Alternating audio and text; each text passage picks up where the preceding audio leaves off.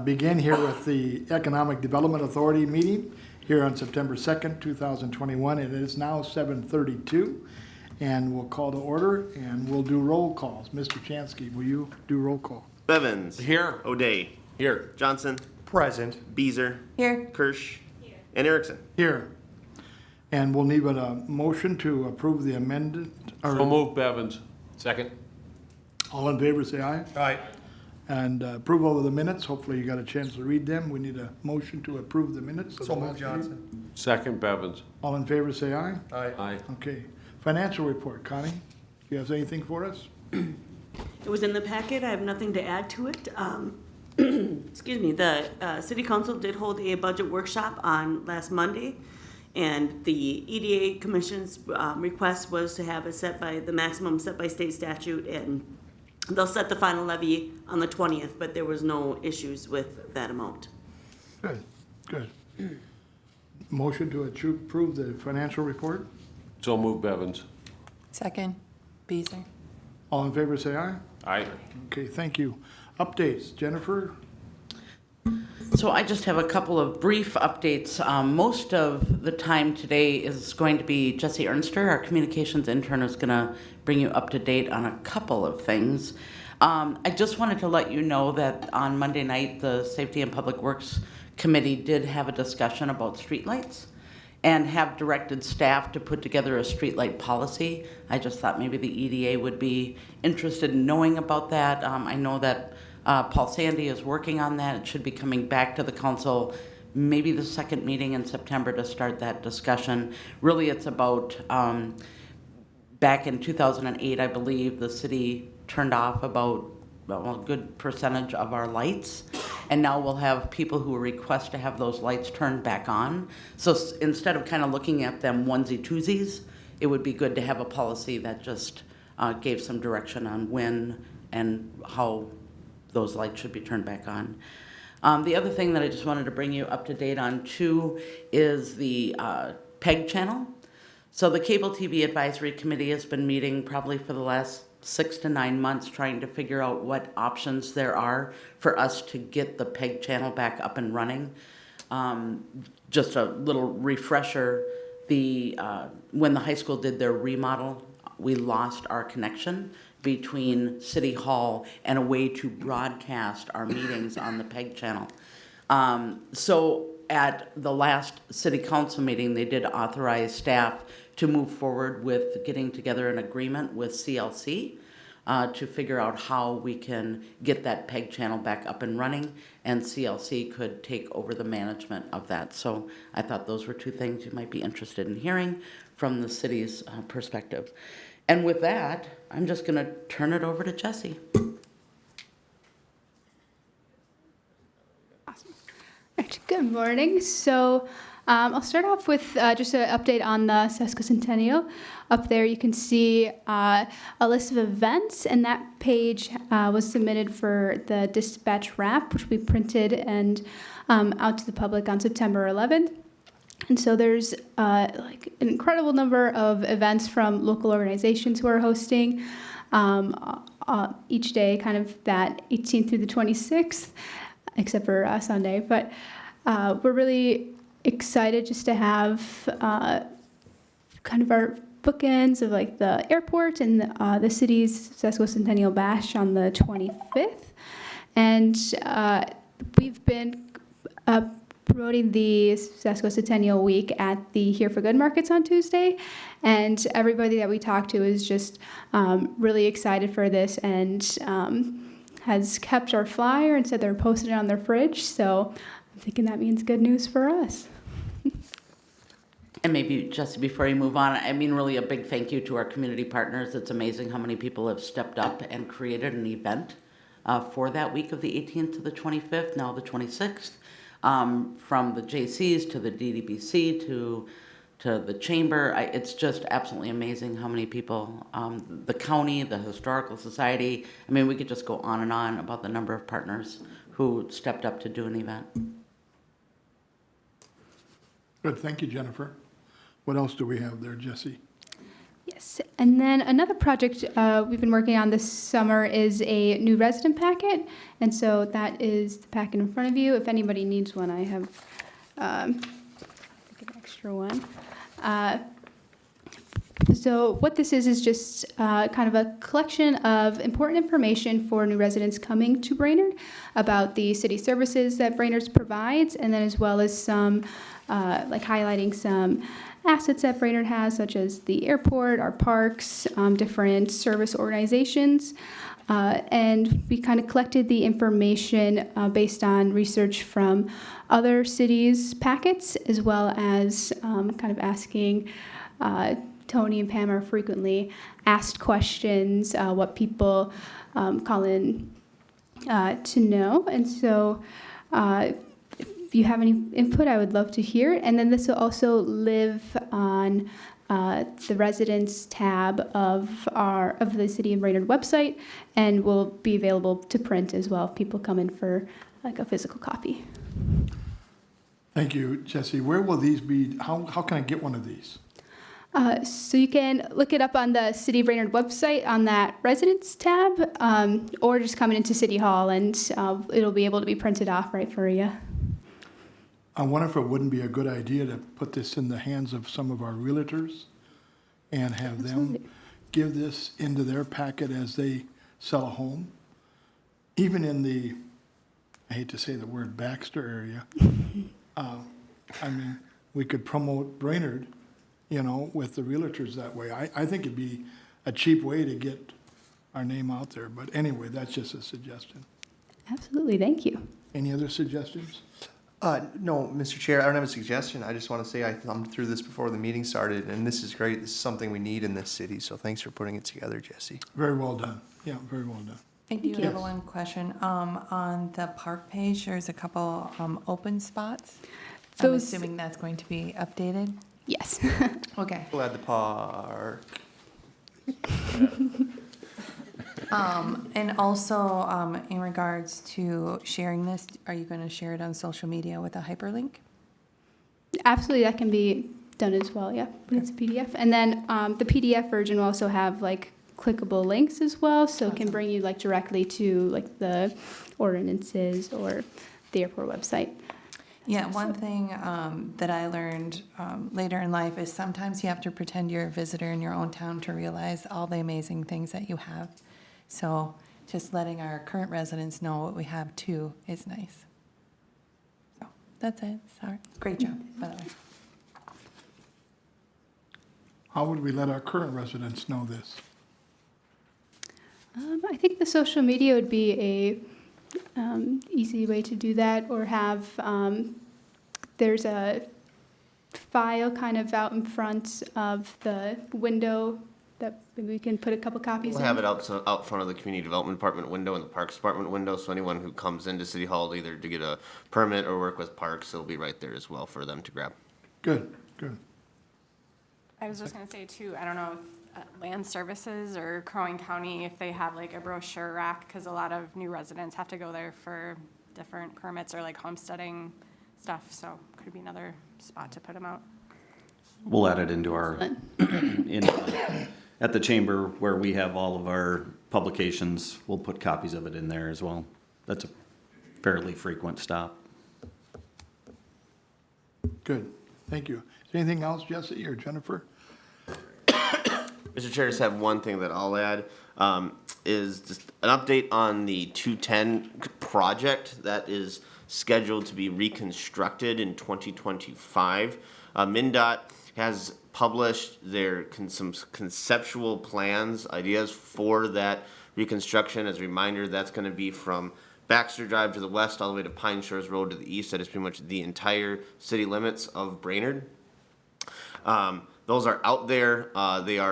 It's on their website. I believe we actually have links on our website as well. Downstairs we have some printed copies of that brochure, informational brochure of all the different legs of the project and what their concepts are. We have printed copies of those in City Hall. They are in the process of getting public input, so there is a survey out online.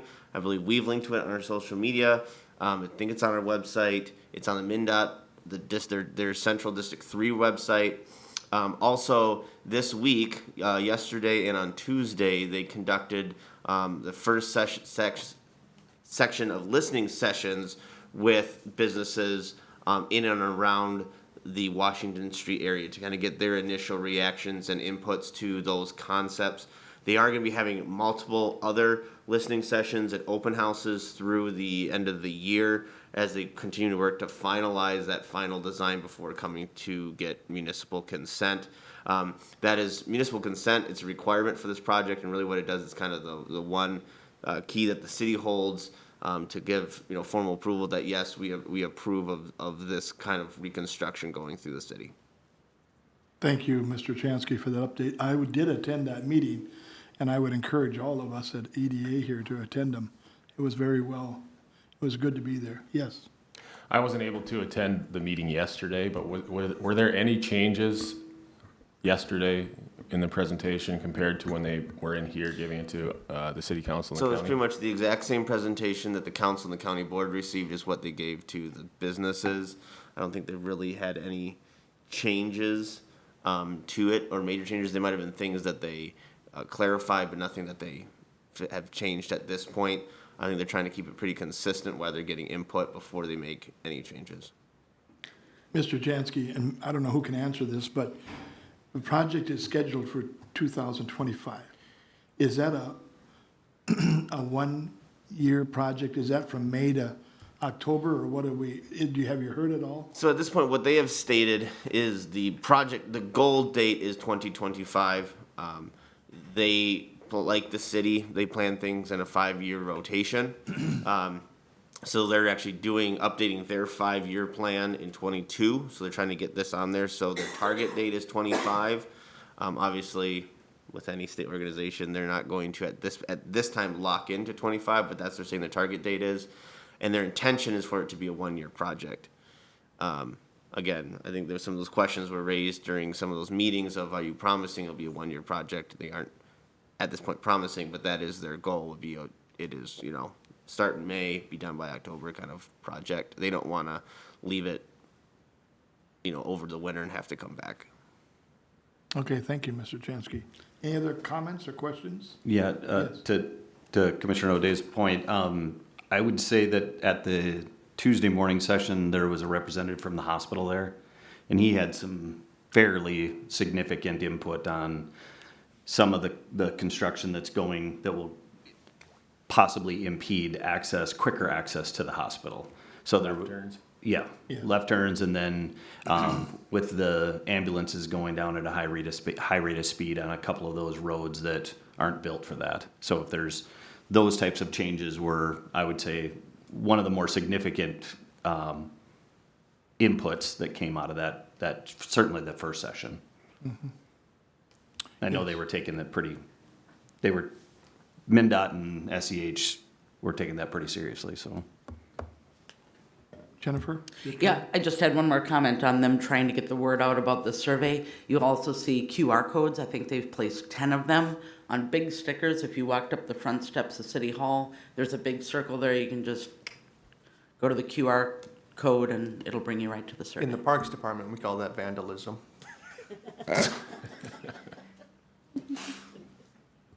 I just had a question. Can you speak at all to how the city is coordinating with the MnDOT for like city level projects that can like coordinate with the improvements that MnDOT's doing? For example, it came up at the meeting I attended, the 6th Street turn, and how that's like access to Gregory Park is kind of blocked off. So that was like an example of like, a city level project that could interface with what MnDOT is doing. So what's happening with that? And also I'm just curious about like wayfinding, like for downtown, like is it in MnDOT's scope of work to be putting up signage for helping people navigate to downtown, or is that something the city is responsible for and that we can coordinate on?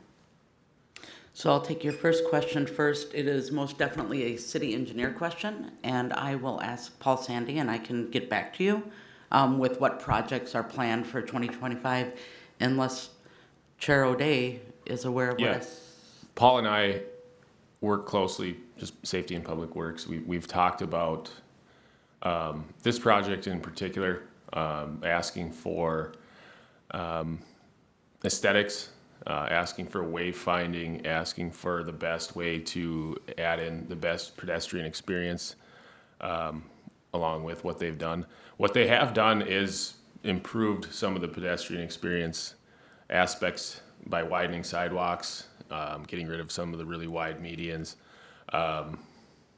We're sacrificing some parking along 210 because of that. But next year's projects are going to be, I believe it's Juniper and Kingwood, or it's not Kingwood.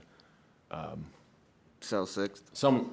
North Sixth. The south section, North Sixth. Yeah. So heading directly from 210 to Gregory Park, that's one of the main projects for next year. So design concepts aren't done yet, but we're working on that, along with trying to stay ahead of final designs with MnDOT. So everything you're talking about is definitely in our radar right now.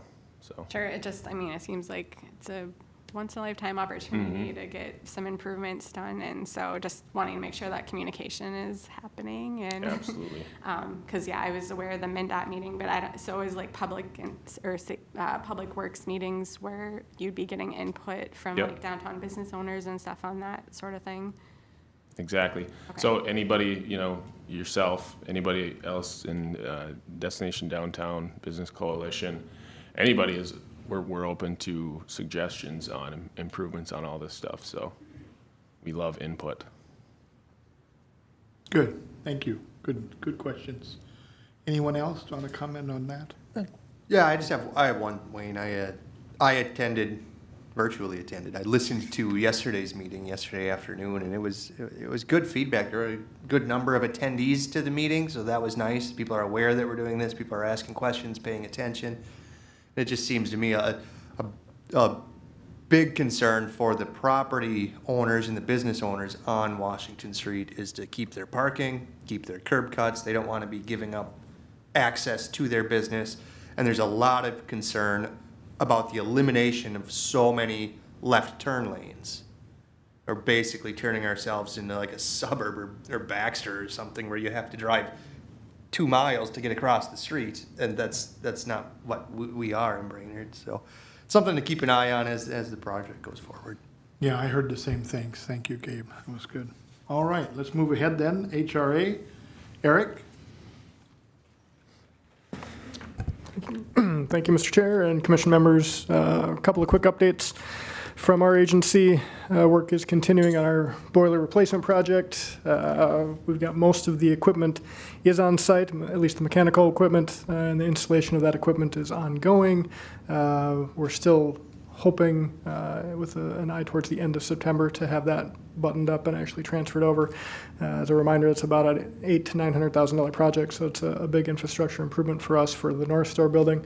Again, that's where we've got 162 units of public housing in. So good project, continuing to move forward. A little bit of a delay from when we previously bid it. We wanted to be done by August. That didn't happen due to some delays with just product. But we're still on schedule for the end of September. Looking forward to that. As everyone has been talking, I did attend that first session on Tuesday as well for the 210 project. I would echo really all of these comments here. If you have a chance to get to one of these meetings, please go. Get that good feedback in there. Curb cuts, parking, big issues for those core businesses for sure. And I don't know that those design concepts are going to change, but this is the time to get that feedback to MnDOT. And to your council members and to these committee members, because if people don't speak up, we're kind of at the mercy of MnDOT.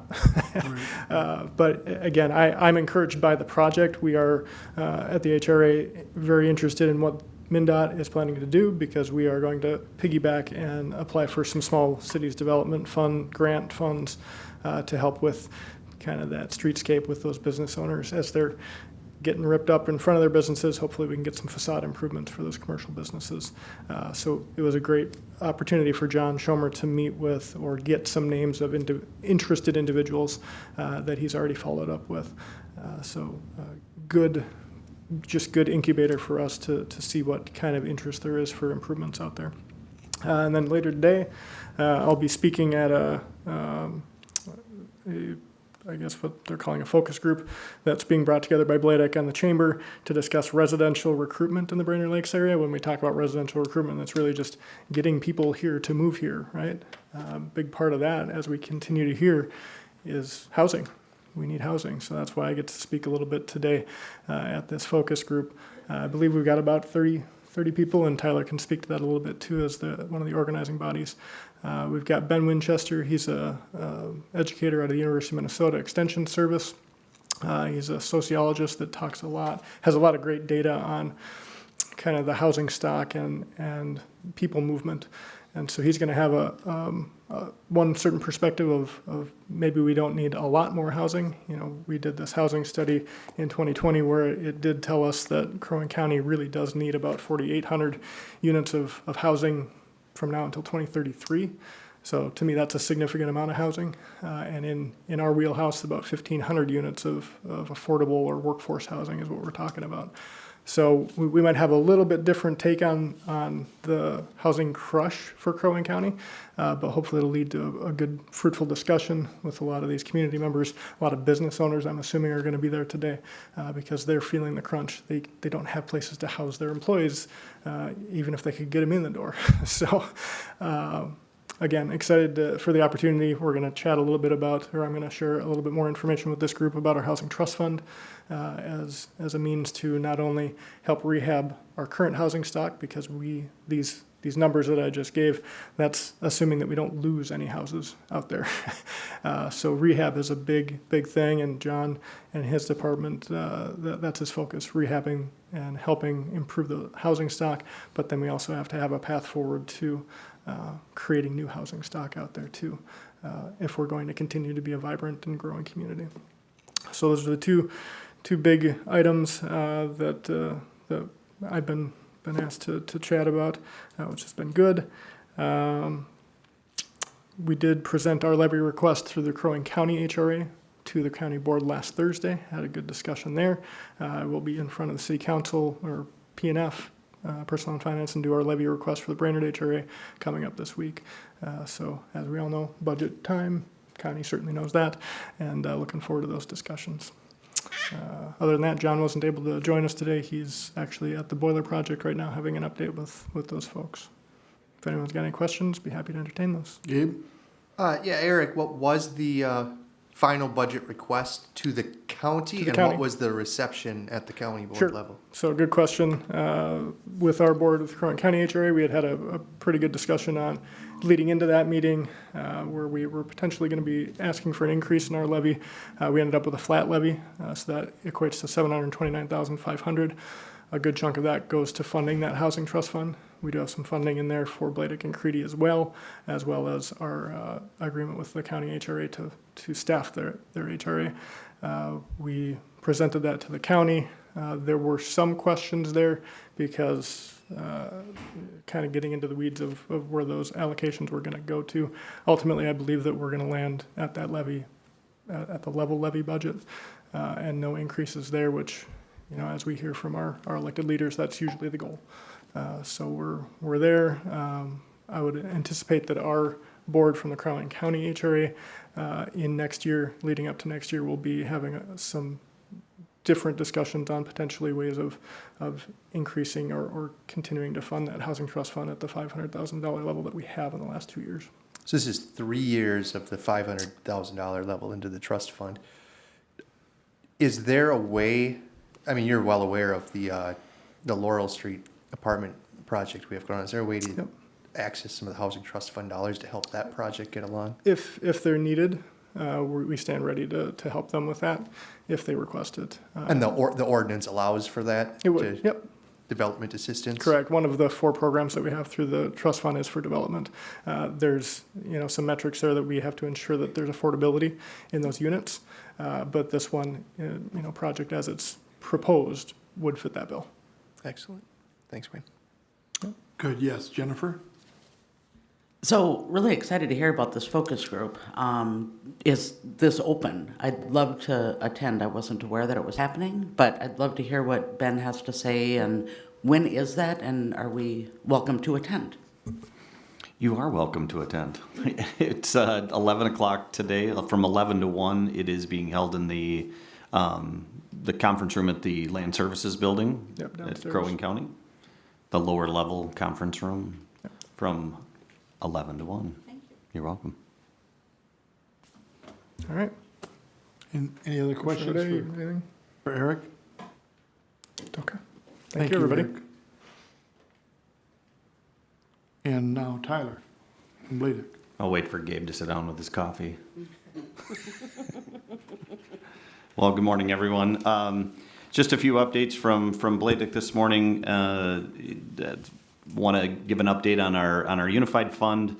We finalized 2 more loans in the month of August. We did those on August 10th.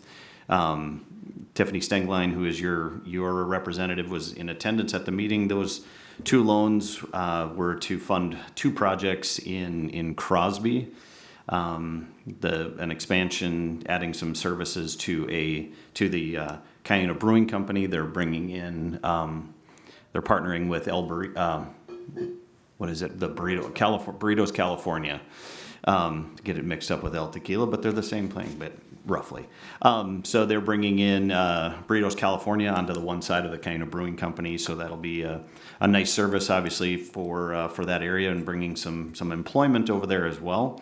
And then a project to develop a boutique hotel in where they're redesigning one of the old churches in Crosby. So really unique design. If anybody has a chance to get over there and see some of this stuff, I know with the road now being opened over there, and their project went along very, very nicely. So a couple of good projects over there. So now we've funded 19 loans to date. Total funds that have been dispersed, $1.3 million. We currently have outstanding loan balances of just over $620,000. So again, still no delinquencies. We've done a really nice job with the loans that we've had, and obviously having 0 delinquencies through this program since the first loan was made in 2017 is something I'm pretty proud of. So it means that our group is looking and approving some really good loans out there. So we continue to work on our database for the Brainerd businesses, and also our visits with our Brainerd businesses. Some of this is going to be we're getting a little bit more feedback from a couple of them, obviously, regarding this 210 project, which we're happy to partner with the chamber on bringing those those listening events together this week. And I know that Eric obviously was in attendance, David Chansky was in attendance along with Paul Sandy, and Wayne Erickson also attended. So, and really some really solid feedback, I think, from those meetings. And I think between the 2 meetings, counting the number of people that were online, I think we exceeded probably 50 to 55 attendees at both of those meetings. So I think SEH and MnDOT certainly are getting some good feedback from those, and we'll continue to work on those. One of the things that we will do is to fingers crossed today our new website will be up. That's the goal. It's at least to have it operational and live by next Tuesday. We have an ad coming out in the Dispatch this weekend showing our new logo and our new branding. So the website is obviously in conjunction with that. We will put this packet out on our website, so we'll link it out there so that people can see that, and obviously give them the right tools to be able to provide some comment and get in touch with the folks they want to get in touch with as this project keeps moving forward. Really nice thing that you put together, Jesse. We will and with the community profile, with Brainerd's community profile, which is on our website, I will add this into that as soon as you allow me to do so. So that'll be a nice link to that, and get that community profile section boosted up for Brainerd and get some much needed information out there. So one other thing, we provided a loan to a small group of campers at the YMCA. This is part of our Youth Entrepreneur Fund that we created a couple years ago in conjunction with a program that with a class that exists at the high school, an entrepreneur class. We have a fund set aside to provide funding for those projects in this class. And we also then now have provided 2 loans to the kids at the YMCA, creating a camp store out there at Camp Vanasek. But when the camp shuts down, obviously they'll bring that store into the main property here. So it's exciting. It was fun to have 2 6th graders and 2 7th graders present to a few of us on why they wanted the money and have their business plan and their organization laid out. So they did a really nice job with that. And I really commend the Y for letting their kids do stuff like this and asking for those types of funds from us. Today, yes, we're sponsoring this residential recruitment focus group. Currently, we have about 30 to 32, I think, attendees as of right now. The Brainerd businesses, I put this in my document here for you guys that are expected to attend today. We'll have Christy Westbrock from CTC. We have a couple of individuals from Stern that will be there. Mike Dillon with Lexington, Steve Christensen with the Census, Mike Larson with Essentia Health, Kim Ellingson with Bremer, and then a handful of people from the dispatch. So should be a really good meeting. We're hoping again to get some solid information out of this and be able to carry some of the messaging from our business leaders forward and see if we can't put a plan together to help them continue to attract employees, but also a big piece of this is retention. So how do we retain the employees that we currently have? And there's going to be some focus placed on that, as well as some comments and some input from the HRA, as well as the Greater Lakes Area Realtors Group. There will be in attendance as well. So as everyone knows, the federal bump up for unemployment ends this week, so just as an FYI. So hopefully we'll get some people back in the workforce. But we did provide some assistance to the Y for their application into the Main Street Revitalization Program, along with the Initiative Foundation. That application was completed and was submitted on time on the 31st, so that there's a good opportunity, I believe, there for them to get some funding to help that project move forward with their daycare building there. So last thing I will comment on is that we are in the process now of doing a benefits survey, for our employers in Crow Wing County.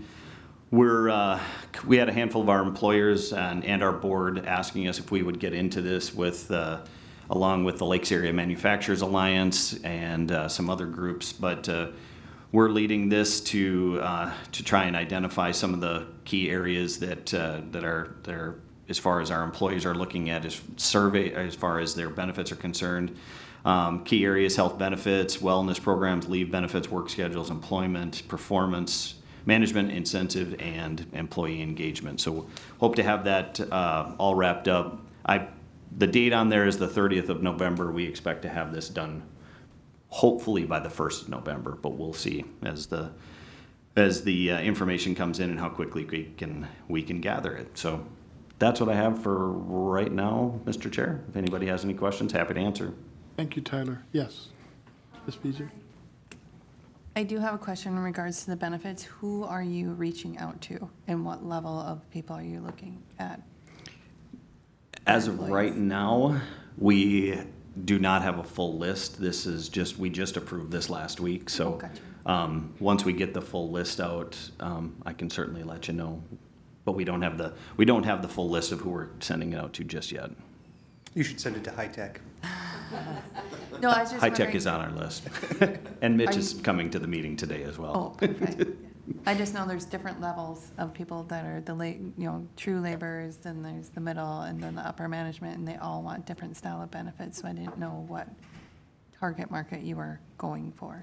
Yeah, so working with the Human Resources Group here in Crow Wing County, as well as the Manufacturing Alliance, and there's the Chamber and ourselves, the groups are really the ones leading this.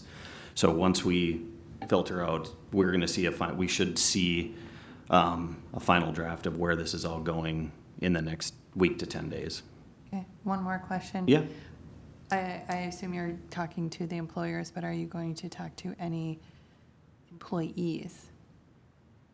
because employees have a different view of what the employers I'll think add they that. want. Thank you for that. We hadn't gone down that path, but happy to do that.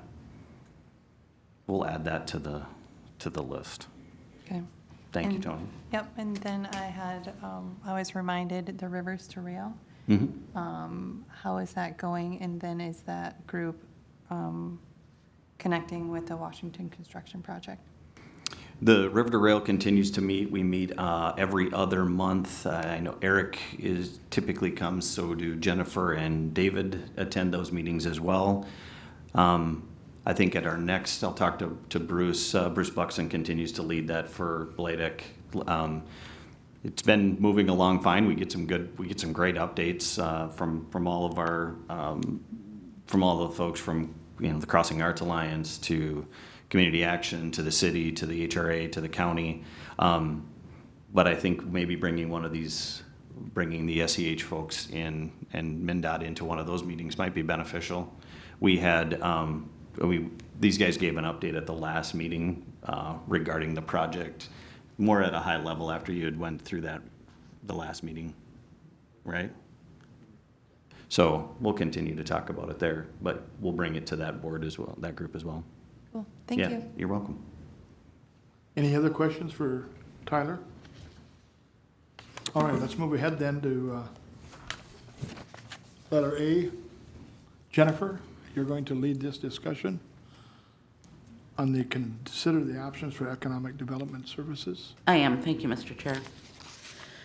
So, as I've been attending EDA meetings for the last 10 years, and Tyler and I did meet a couple of weeks ago regarding this as well. I continue to hear discussion about the contribution to Bladek. So as we stepped back and we took a look at this and thought about what options we could have going forward with the EDA for economic development services, kind of looked at this with three options. One option for the EDA to consider is just to do what we've done, and that's to continue to provide funds to Bladek, continue to provide funds to the city for economic development services, with the city really kind of doing the administrative work and Bladek doing our economic development services. The second option that we looked at was to see if the EDA wanted to request of the city council to have 50% of the community development director's position dedicated to the EDA. That, of course, would require the permission of the city council to do that. Economic development is identified in David's job description, as it is in mine as well. And I did include David's job description and highlighted where economic development is in that job description. And that would then allow the city to take a more active role in economic development. Option number 3 would be to prepare a request for proposal. And we could throw out that proposal and see if there were interested parties that would be looking to provide economic development services for the city of Brainerd. That would not preclude Bladek, and in fact, we would, if the EDA chooses this option, we would encourage Bladek to submit a proposal for this. It would allow us to cast a bigger net and just see what's out there and what other organizations would be interested or propose to do on behalf of the city of Brainerd. I think this could also help us compare costs. One of the things I hear is, why do we always give this much money? This could be an option for us to really look at what costs are. That could be done in a couple of different ways. The EDA could certainly set a budget and say, this is how much we will pay. You could look at proposals at an amount not to exceed. I think there are several different ways that we could go about option 3. So we just thought we would throw this out at the EDA, see what you think. Staff's recommendation is option 3, to do a request for proposal. If that is the direction that the EDA decides to go, what staff would do is prepare an RFP, and we would bring that back to your October meeting for your review and consideration before it got released. So with that, Mr. Chair, I'm happy to answer any questions. Tyler, as I mentioned, Tyler and I talked about this a couple of weeks ago. David, we're just happy to answer any questions that you may have regarding these options. Thank you, Jennifer. Very important part of the EDA is those people leading in this area. So questions, comments from the commissions? Anyone? Yes, Mike. I can comment. I think coming into this, I didn't really know, a little over a year ago, what can we change, what can we do, but I've been passionate about changing something and improving something for specifically the city of Brainerd and how we deal with economic development. I think Bladek is important for the area. I know Bladek has made changes in the last few years for a number of reasons. But I think the city of Brainerd has supported economic development in a broad area for generations now. And the little brothers and sisters around us are becoming grown-ups now, and I think it's time to rein that in and focus on within our city limits. And whatever we can do to change that, I'm going to support it, whether that's an RFP from somebody else or Bladek changing the way they do things. I'm willing to look at any of it. I think Tyler inherited some of these problems, but I'm looking closely at anybody willing to step in at this point. Thank you. And Mr. Chair, if I may? Yes, Jennifer. The other thing that I forgot to mention too is I did some research on it, and I found about 4 or 5 different RFPs that were out there. I did include one in your packet that I thought was most relevant to the city of Brainerd. Some of them were bigger and, but this seemed to be at least something that we could start with. Thank you, Jennifer. Other comments from the commissioners? Yeah, I like the idea of an RFP process, but I would just want to learn more about what would that RFP look like?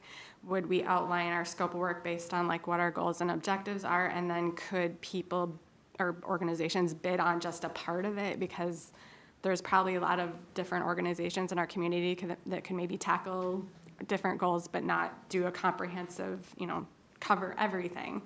So I would just really want to see what that RFP, how that would be structured and how we envision organizations bidding on it. Is the city, thinking of bidding on a portion of that? Is that an option? So just kind of who, I think it's a good idea to put the RFP out there, but we also need to make sure other organizations are aware that they can bid on it, and how does that process work? Mr. Chair, if I may? Thank you. Yes, Jennifer. Where I've seen it done in other areas is the answer is yes. Typically what I've seen done is 2 or 3 organizations will come together and submit a proposal with different organizations doing different parts. I think what the EDA, or my recommendation to the EDA would be, is you really would want a lead entity. I think that would be the easiest. That does not mean that the EDA couldn't say, you know what, we want our scope of service, we want these 3 things and these 2 things and these 3 things to do 3 RFPs. I just think administratively, it's a lot easier to do one and then include different components. I've seen, David just referenced this, we'll get requests from proposals where an entity will bring in another group on the Mississippi Trailhead Park. The proposer was WSB. However, they brought in an independent architect to their team because they felt like their organization didn't have that component. I think that's typically what we see. We talked about, would the city submit a proposal? And I think where we came to, at least from a staff's perspective, was probably not. We're kind of running the EDA, and it would seem a little awkward for us to be running the EDA and submitting a proposal. And I'll just add to that, Mr. Chair, too. Really, from what Jennifer and I discussed, the city submitting a request, a response to that request, really is option 2. I think option 2 would be our response. For us to submit a response to, we would have to get authorization from the city council if they even wanted us to submit a response. Just like with option 2, we'd have to get permission from the city council to do that as well. I think one of the things also to point out with this RFP is if the commission decides to go down that route, the RFP would be written in a way that it does not bind you from selecting any of the proposals you receive. So if you choose to go down that path, you get proposals and you go, this no one answered what we really are looking for, you don't have to accept any of them, and you could then choose to go down a different route. So it's not binding you that once you get proposals, you must select someone. Thank you, Mr. Jansky. Yes, Gabe? Thank you, Mr. Chair. I think I like this RFP, but I share pretty much all of the same questions as Commissioner Kirsch. And I think if we do the RFP process, we should have some EDA commissioners on a subcommittee to work with David and Jennifer to put it together. Because I'm less on board with what Jennifer was saying and a little more on board with what Marie was asking about, could we award it to 8 different entities? I think the EDA is the lead organization pulling this all together, and then any number of entities. So I would like to go the route of the RFP. I would like to have some commissioner input on the RFP process on a subcommittee. But then also on to Bladek, if they submit, if they don't, if we pick them, if we don't. From my opinion, I think we should still be funding them at some level, regardless, just to be part of the regional economic development engine that exists already. I don't know if that's $10,000. I don't know if it's $100,000, but I think even if we don't choose them as the lead, we need to be in that sandbox and be playing along with all of our neighbors who have grown up and become adults, Mike. Thank you. Adults don't play. What? Somebody needs to tell me that. Thank you. Good input from, anything else, Kelly? I think it's all been said. I'd like to talk for 20 minutes and repeat what everybody else said, but I think I'll hang on. Anything else? Oh, yeah, yes, Tyler? Just a couple of general comments. I appreciate the path that this has gone down. I appreciate that Jennifer gave me a heads up about this a couple weeks ago. So from a professional standpoint, that was pretty darn nice of her to do that. It's tough. We've gone through some changes, obviously, as Commissioner O'Day referenced in the last couple of years, and trying to do the best that we can. We have 4 staff, obviously, and provide a lot of other services to the city, and I appreciate Gabe's comment, because there are some other things that we do that are not in our shared services agreement with the city. We manage the $500,000 that's inside our unified fund for the city. The River to Rail is an important thing that comes out of us. We also do the shovel-ready certification and marketing for the industrial park that's done through the state of Minnesota. So there's just a few things like that are done that are outside the shared services agreement. Obviously, this is, I did get this information out to our board this week. Received a few comments, nothing that was, all of them just said, hey, you got an opportunity to submit, if they're going to have an RFP and you have an opportunity to submit your proposal, then that's what we'll do, and I'm happy to do that. I think that this EDA board certainly has come a long ways after the strategic planning session. I think we got some good information out of that, got some really nice direction from this board now, as active as this board is, and from certainly from staff. And we'd like to think, as an organization that you support, that we help that along, and we certainly want to continue to be a partner of the cities. We have been for 34 years now, so it's it was a kick in the teeth, I'll tell you that, but it felt like that last couple weeks ago when Jennifer told me this, and, you know, it's, but after talking to our board and talking to, you know, our staff, this is, if this is the direction you choose to go, we're happy to submit an RFP and would like to continue to support the city of Brainerd as the epicenter of this county, certainly. And our work, yes, our work is county-based, but, you know, we always say what's good for Cross Lake ultimately is good for Brainerd, so, and vice versa. So, yeah, that's just some comments from me. I appreciate the work that all of you do, and, you know, we continue to hopefully provide good services to the city and to the EDA. So thanks for giving me a minute there, Mr. Chair. Thank you, Tyler. Good comments. Thank you very much. Yes, Mike. A couple tough questions, maybe for you to consider as if we move into this RFP, just based on conversations that I've had with people dealing with Bladec over the last few years. One is, who is your number one contributor been in the past 20, 30 years? And then second, what is your business relationship with Close Converse? You can answer now if you want. I'm happy or you can to. answer with your board. No, absolutely happy to answer that. Traditionally, the city of Brainerd has been our largest funder for the 34 years that we've been in existence.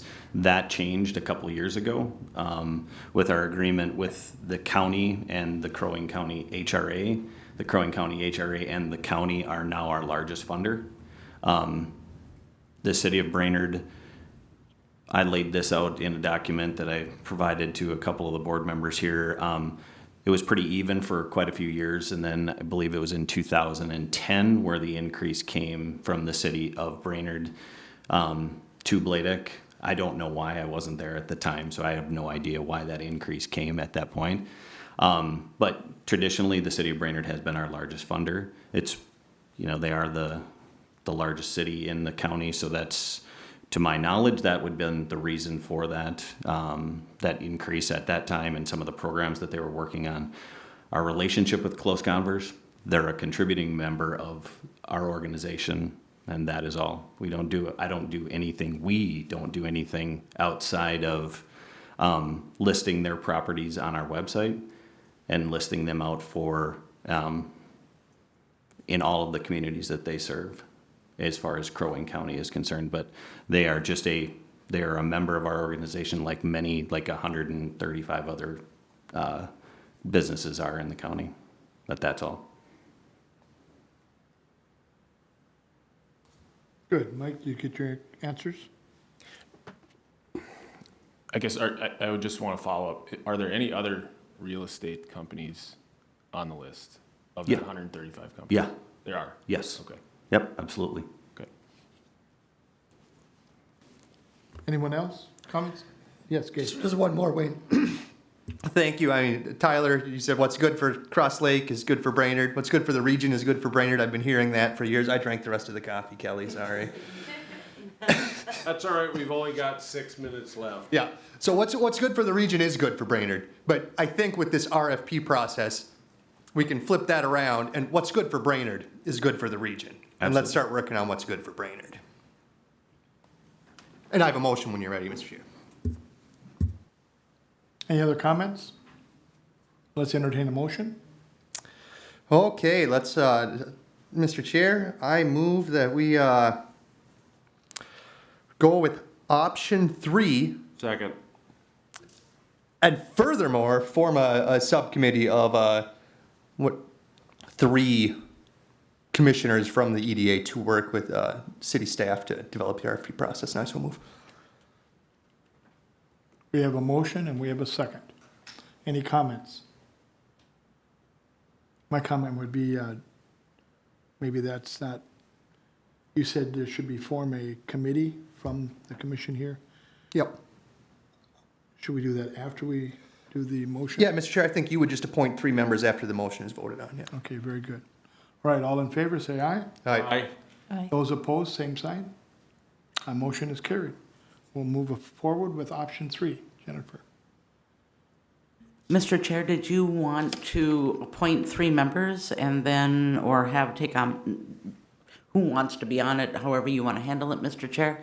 And then we can figure out a meeting date.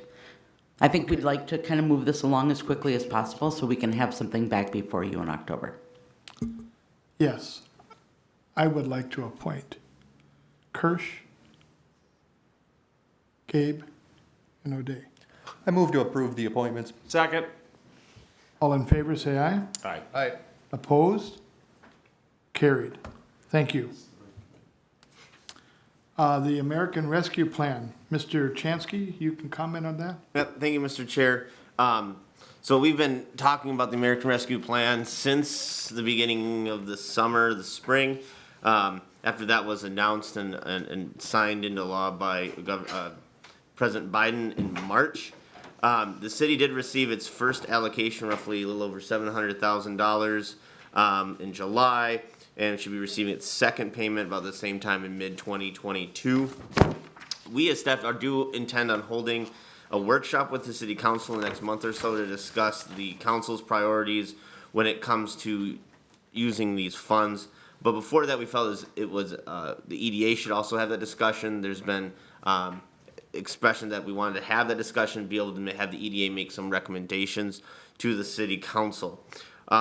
So in the memo in the packet, I just laid out again, just a reminder of what the 4 buckets were that the ARP funds can be spent on. However, in my memo, I focused primarily on that economic recovery assistance, as I think that's really in the main purview of the EDA. And I just went through the interim rule that was issued in May. Is still the interim rule that has been listed now, even though I think they said they were looking to get, final input by mid-July.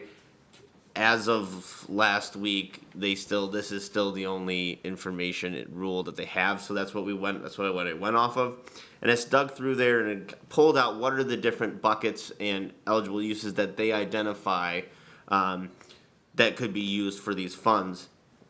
Going very quickly, assistance to unemployed workers, assistance to households, expenses to improve efficacy of economic development relief programs, aid to impacted industries. Those are some of the main buckets that would fall under that economic development and relief. As you see under there, they identified some different type programs like job placement, job training, rent, mortgage, utility assistance, internet access, digital literacy assistance, loans and grants to mitigate financial hardship, loans, grants, and kind of assistance to implement COVID-19 preventions and mitigation, technical assistance, counseling, other services to assist with business planning needs, investments in housing and neighborhoods, educational disparities, and promoting healthy childhood environments. Then what I just did is identified some of the areas that we as staff, as we've been hearing from different members of the community and the council and what's kind of going on in our area. What are some of the challenges that I think Brainerd is facing today? This is not an exhaustive list by any means, but some of them that we keep hearing are expanded childcare options, especially as Tyler pointed out, especially as we start to see that federal assistance ending this week, as we're starting to see more and more industries either bring back their furloughed employees, or those employees who are maybe either furloughed or working from home are now coming back to the office, or as unemployed persons return to the workforce, we're going to see more and more need for daycare. We already have a shortage of daycare. Workforce recruitment and retention. I think we've talked about before that the chamber recently launched 2000jobs.org. Right now, pretty much any given time, there are about 2,000 open jobs between Crow Wing and Cass counties. I think if you just drive around anywhere in Brainerd and talk to any employer in Brainerd, every employer will say that they have open positions, and we're having problems filling those positions. So with that, it's recruitment, it's retention, how do we get workers to come here, how do we get them to stay here. For those jobs that do have some kind of technical expertise requirement, any job training or job placement programs. For our small business, some support programs. I think, Tyler's talked about that before, as we saw, especially through the CARES grants and the grants that the state went out and did. Some of the businesses had issues with just getting the information to Bladeck or even the city when we did our small business relief grants, because they don't have the access to things like copiers or scanners, or they don't have the software technology to do certain things. I think Tyler's even said, for some of our businesses, especially some of our older business owners, even things like, spreadsheets, or even, what's the accounting software? QuickBooks they have struggles using that. So programs that might address new entrepreneur mentorship as we seek to see new entrepreneurs come into the city. Succession planning as we see some of our older business owners start to retire and we don't necessarily want to see their businesses close. How can we help them kind of phase their businesses into its next life? Software training and just general business development support services, printing, scanning, meeting space. And then commercial residential facade improvements. To an extent, those are included in the ARP. We've talked about that, especially when it comes to areas like 210, as we're seeing talked about the construction projects happening soon.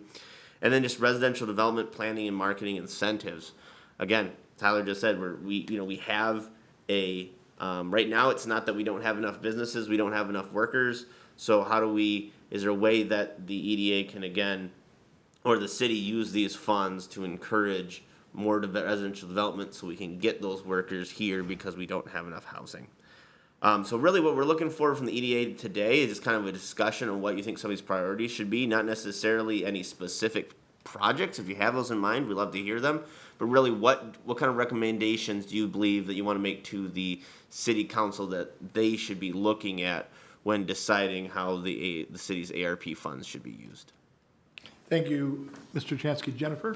And Mr. Chair, if I may add to this as well, as David mentioned, we are going to be having a work session with the city council right now, and I have not talked to the council president yet, but right now we look like we're probably shooting for a November 8th work session. So I guess what I would say, I know out of respect for your time, this is certainly something that I think you could think about, and we could have a more in-depth conversation at the October EDA meeting.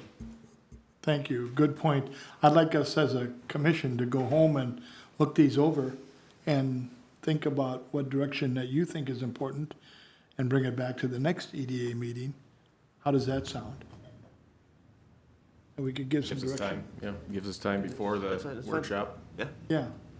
Okay, let's do that as a commission then. And I'll just say, Mr. Chair, if I may, if any commissioners have any other specific information you'd like staff to research in preparation for your next discussion in October, please reach out and let us know, and we'll do that research to have that information available in October. Good. Let's move on then quickly now to to the new business. The proposal for Region 5 to lease City Hall Annex. Jennifer? Thank you, Mr. Chair. I can be brief. We were approached by the Region 5 Development Commission. They were looking for office space to do two things. They wanted a satellite office for their staff, and they also wanted to create a shared workspace. As you just heard David talk about the need for small businesses to have scanning and meeting rooms and so on and so forth. The city owns the annex, which is the property just to the north of City Hall. Currently, it is about a third of it is leased to the Department of Public Safety for the driver's license. We heard they've been closed since March, but we've heard rumors that they were never going to open again, and now a couple of weeks ago, somebody just showed up there. Their lease does end in October of 2022. So Region 5 is proposing to lease that building. They kind of threw out two different options. One is the city did a facility study and had about $382,000 in the budget for 2022 to make improvements to the annex. In lieu of that, Region 5 would do those improvements, and then they would look at it essentially as a prepaid lease. So whatever dollar amount they invested in the building, they would pay the city $16 a square foot for the entire building, and that amount divided by the lease amount looked like about 8.33 years that they would then essentially get free rent. After that 8.33 years, they would begin to pay rent again. Staff thinks this is an excellent use of this building, and the council has asked that the EDA vet these projects before making a recommendation to the council. So staff would recommend moving forward with this and negotiating a lease. Tyler mentioned the Main Street Revitalization Program. Deed did apply, or through Deed, Region 5 did apply for funds through that program, and they would also be asking the city to still contribute $160,000 to the rehab of that facility. Happy to answer any questions. Lori does have on the screen for you what the plans, what they're proposing to do. That is also in your packet as well as the budget is included there for you as well, Mr. Chair. Thank you very much. Someone have comments? I have a question. I believe that there is a math issue on here. $16 a square foot per month. Do you mean per year? Yes. Okay. $16 per square foot per month. It's per year. It's per year. It is per year. Yeah. On the math. Ask the accountant, thank you. Sorry, yeah. So, Thank you. I would just, to piggyback on that, Widseth here says there's 4,868 square feet, so that times $16 is 78,000, not 50,000. So, multiple math issues, but that's stuff that can get fleshed out. This is a beautiful idea and plan. Excellent Either way, comments. it's more than what we're getting right now, right? So the Driver's License Bureau currently in 2022 is proposed to pay $15.87 a square foot. So Region 5 increased it to $16. But the driver's license bureau's leasing the entire thing or just one floor? Just a third. They lease third. about 1,000 square feet, And this little would be the over whole- This would be the entire annex? the entire building. If I may add, Jennifer, to the city count, that currently is actually in the city's capital plan budget to actually do improvements to the annex. There's some pretty necessary improvements required to the annex just to keep it functioning as a building. And so in this scenario, essentially Region 5 is saying we'll take on those fixings. And it's not just the internal build out. If you look at it in their plan, it is looking at things like replacing windows, tuck pointing, all those other facade improvements to the building as well. Thank you. I think it's an excellent idea. I think we should move forward, but I do, if the DMV comes back, how do we handle that with them? Jennifer, do you have a comment on that? I do. So I did reach out to our attorney. The lease does end at the end of October. If this moves forward, the city council can certainly decide to not renew that lease. There also is an out clause in that lease if the Driver's License Bureau would be interested in exiting sooner. I've not had this conversation with them yet. We have a very difficult time getting hold of a person for our Brainerd office. Government, I tell you. I'm sorry. Go ahead, please, Kelly. Yeah, a clarification. Yes, yeah. 2021 or 2022? October 31st of 2022. Oh, my, A year and, yeah. And Region 14. 5 is aware of that, and one of the things that they said is if the Driver's License Bureau is going to stay there until October 31st of 2022, they were fine with that. They've actually leased space over at the Franklin Arts Center, and in that scenario, they would start with the remodel of the second floor first, and then when the driver's license vacated at the end of October, then they would do the first floor. So they have thought that through. Well, yes, please. So with the changing construction costs that are going on now, this calculation before we sign the suggested lease with them, are we gonna have a set dollar amount that we're gonna give them to put towards the lease, or how's that gonna work? Yes, we would. The Region 5 is asking for $160,000 from the city of Brainerd, period. These numbers were recently updated by Widseth, and so anything above and beyond that would be the responsibility of Region 5. Excellent. Good question. Good question. Jennifer, can we ask you to approach the DMV and maybe find a replacement place for them? Move them to the Parks building. There we go. Excellent. The other thing that we thought of too is that and I have not brought this up to the county either, but the county has a lot of open office space, which might be an excellent place for that business as well. And Wayne, absolutely. We would be happy to look around and see if there are other facilities available. Should we ask Jennifer to pursue that and try to find a place for them to? Okay. So Jennifer, would you, we don't need a motion on that, do we? No. No, I think general consensus, I think she can Yeah. get it done. So you can pursue that and see if we can get them to move. And I'm very excited about the project, to see this update and to see Region 5 in there and to have this business concept like we've talked about. Excellent. Thank you very much. The one thing that staff would like is a motion to, if you are recommending this to the city council, as I mentioned at the beginning, this is one of the things that the council has asked of the EDA is to kind of vet projects like this. I anticipate that this will be on the September 20th city council agenda.